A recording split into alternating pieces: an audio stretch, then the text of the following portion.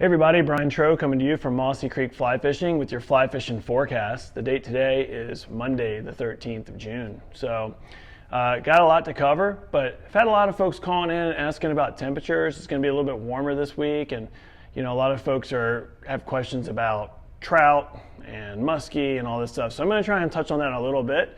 The good news is all across the western part of Virginia, our water levels are just awesome. I mean, the rivers are full but fishable. The brook trout streams have great flow, which really plays into the temperature thing I'm going to talk about. Spring creeks, everything is just perfect. So let's start off with the brook trout, okay? It's important for people to remember that heat alone doesn't kill trout, okay? They don't die from hot water temperatures. They require a higher level of oxygen, dissolved oxygen. The colder water is, the more oxygen it holds. And so once water temps make their way up to 73, 74 degrees, a lot of our trout really struggle to breathe, okay? Really not a problem up in the mountains here in Virginia. Once you're up at 2,500 feet, 3,000 feet, not only are you cooler up there, but you've got this big canopy from the sun, so you're really not getting direct sunlight. All the water that's coming into those creeks is coming right out of the mountain, so it's all spring fed. The average mean groundwater temperature in Virginia is 55 degrees. And so it's really hard for a brook trout stream up high to get too hot. It's once they come down and hit the valley floor and trees are cut down and land use changes that you can start to get marginal water temps. But in Virginia, most of our brook trout are well up in the mountains and where public lands are. So really for the brook trout's point of view, you don't have to worry about heat so much. What you need to worry about is once we start to get dry. Once we get dry, they just get pulled up and stacked in together, and they just have a harder time, and you have a harder time catching them anyway. So none of those are a problem yet. We'll let you know when they are. But as I've been saying for weeks, the brook trout fishing stays good as long as there's water. Water gives them cover, water brings them food, and water gives them oxygen. So the more rapids, the more wave trains, the more waterfalls there are, the more aerated the water gets, okay?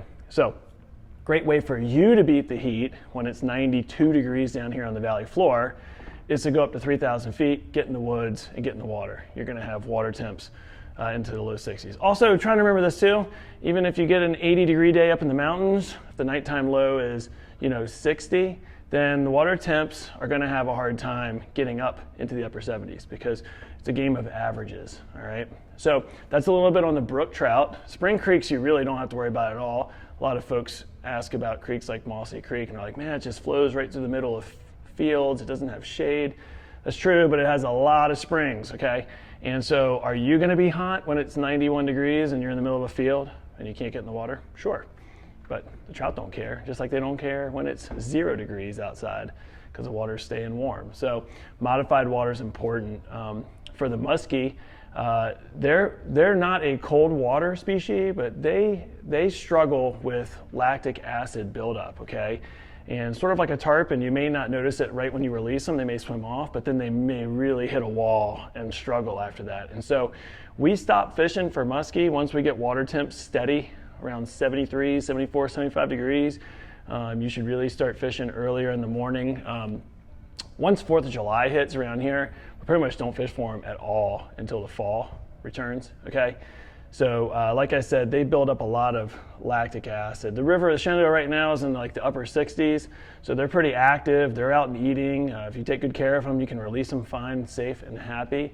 But really take your time with the musky. Make sure that they're revived, okay?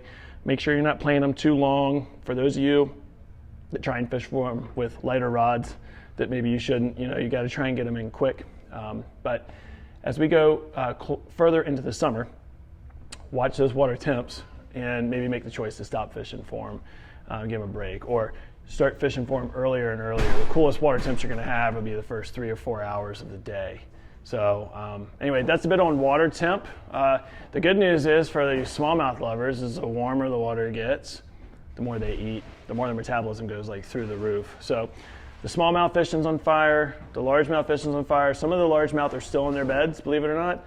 They spawn later than the smallmouth, and in addition to that, once they're done spawning, the male's gotta guard their nest sometimes for 2 to 3 weeks, okay?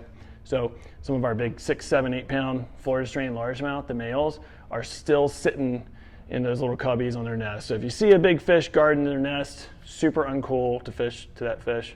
Let them protect those fry until they determine that the fry are safe to move off and be on their own. All right. As far as fishing for the brook trout go, it's the same number that it's been. There's still some drakes around. There's yellow sallies.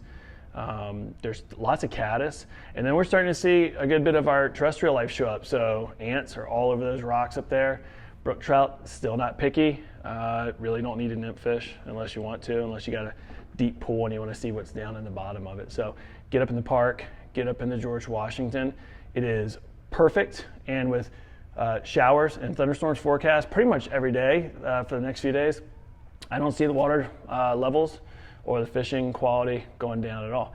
Give us a call before the weekend if you're coming to make sure we don't get hit too hard. I mean, you can get some big storms that drop 2 inches and then everything just kind of gets blown up too much. The Shenandoah is fishing awesome. Still pretty big for those of you that like to wade fish. You got to really pick your spots and your battles. But for float fishing, it's like primo. We're fishing streamers. Some of the bigger fish are hanging underneath wave trains in some of the little bit deeper water. They still haven't all pushed up into shallows yet.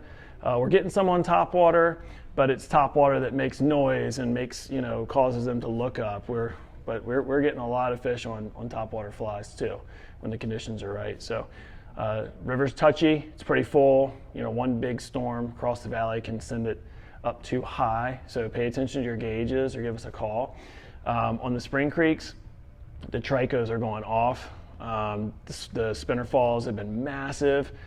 They're hitting the water, depending on where you are, roughly around 10:30, sometimes 11.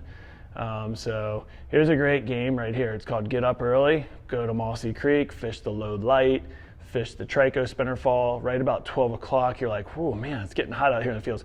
Boom, go up into the mountains, go fish North River, go fish Ramsey's Draft, go fish the dry river or the park and cool down, and the brook trout bite better in the afternoon. So perfect way to play your summer day. Give us a call if you have any more questions. Email us, or our favorite, stop by the shop and see us. We're super stocked up on everything, not missing a whole lot of much. All right, see y'all next week.